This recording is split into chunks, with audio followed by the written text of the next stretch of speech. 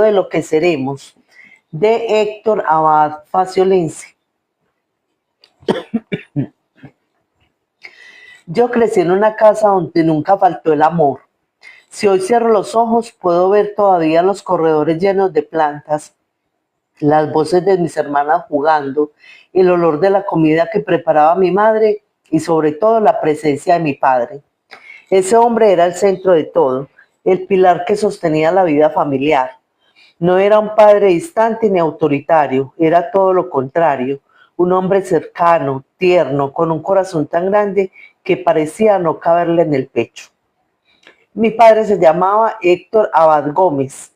Para muchos era el doctor, para otros era el profesor, para otros un hombre incómodo que no se callaba. Para mí simplemente era papá. Yo lo recuerdo con una energía inagotable. Entraba a casa cargado de libros, cuadernos, papeles, siempre con una sonrisa lista para cualquiera de nosotros. A pesar del cansancio de sus largas jornadas, se sentaba en la mesa, nos escuchaba uno por uno, preguntaba por nuestras clases, celebraba nuestros logros. Tenía el raro don de hacer sentir importantes hasta las cosas más pequeñas. Si yo le mostraba un dibujo si yo le mostraba un dibujo mal hecho, él me lo recibía como si fuera un Picasso. Si le contaba una ocurrencia, él se reía como si estuviera escuchando al mejor comediante. Esa calidez era su manera de vivir. No conocía la palabra indiferencia.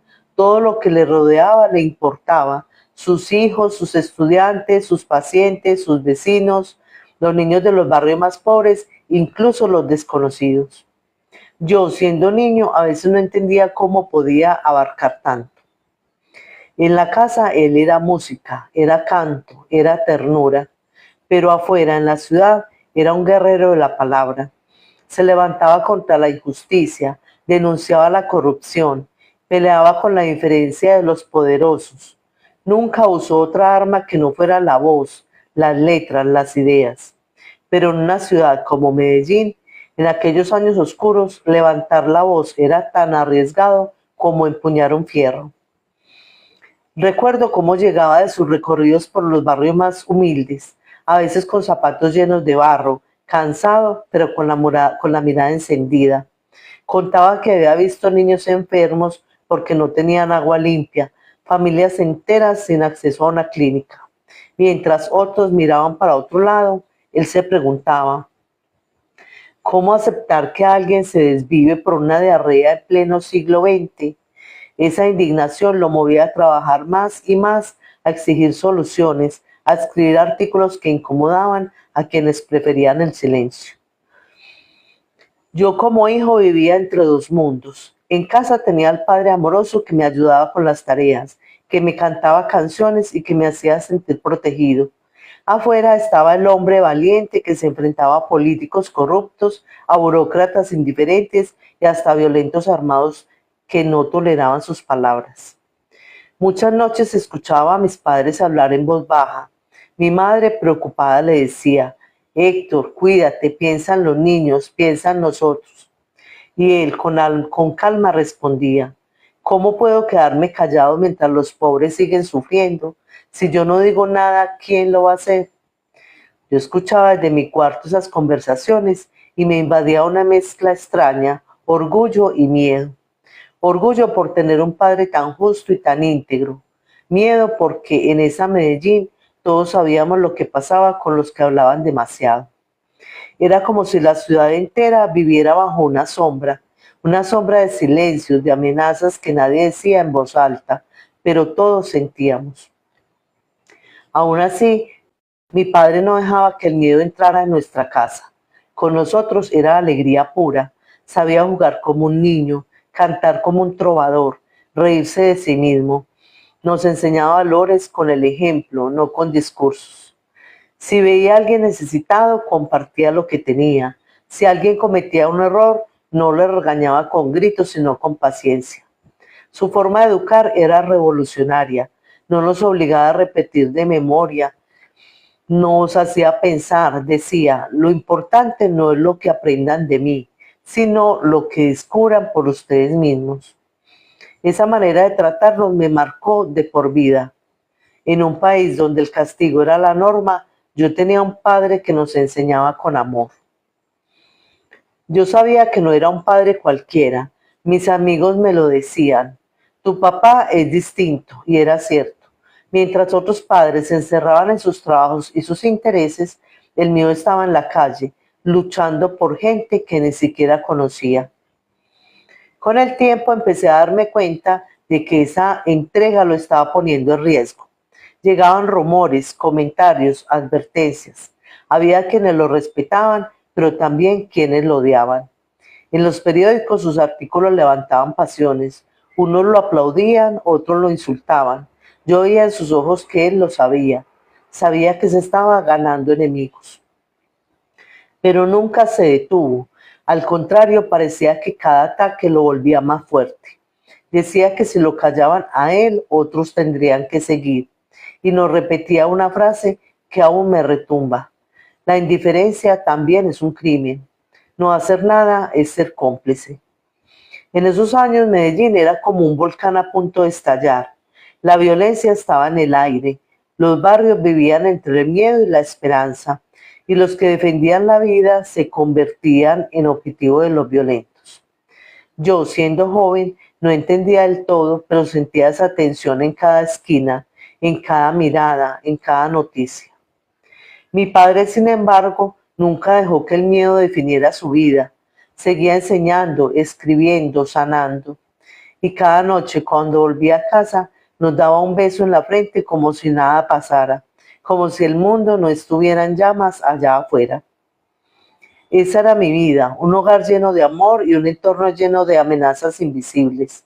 Un padre que era al mismo tiempo un héroe y un hombre común, que nos daba ternura en la mesa y se jugaba la vida en las calles. Yo no lo sabía en ese momento, pero todo aquello era el preludio de una tragedia que nos marcaría para siempre y que me enseñaría que en este país a veces la bondad se paga con el precio más alto. Una pausita, porfa.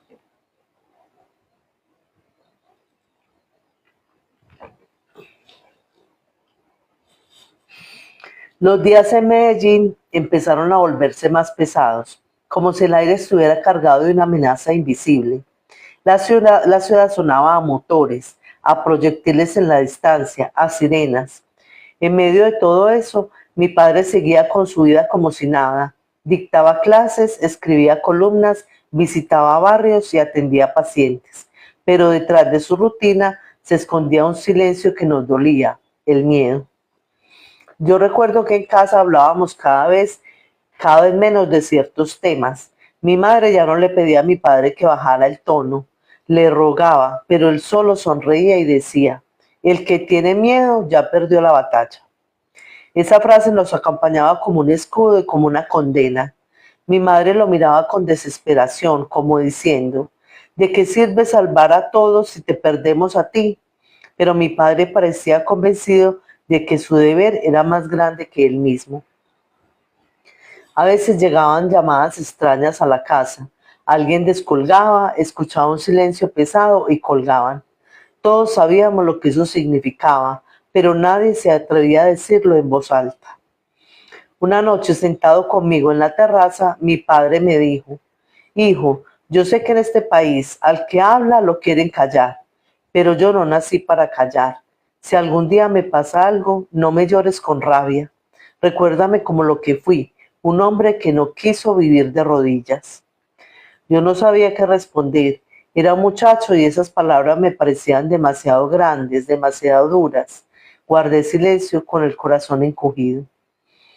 El ambiente en Medellín se volvió cada vez más violento.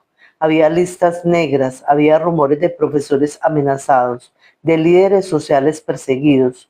A muchos ya los habían callado para siempre. Y cada vez que escuchaba esas noticias pensaba en mi padre. Él, sin embargo, seguía con la misma rutina. Se levantaba temprano, iba a la universidad, atendía reuniones, escribía artículos que eran dardos contra los corruptos y los violentos. Y cada noche regresaba a casa con la misma ternura de siempre. Era como si llevara dos vidas, la del hombre público que enfrentaba gigantes y la del padre privado que me abrazaba y me decía que todo estaría bien.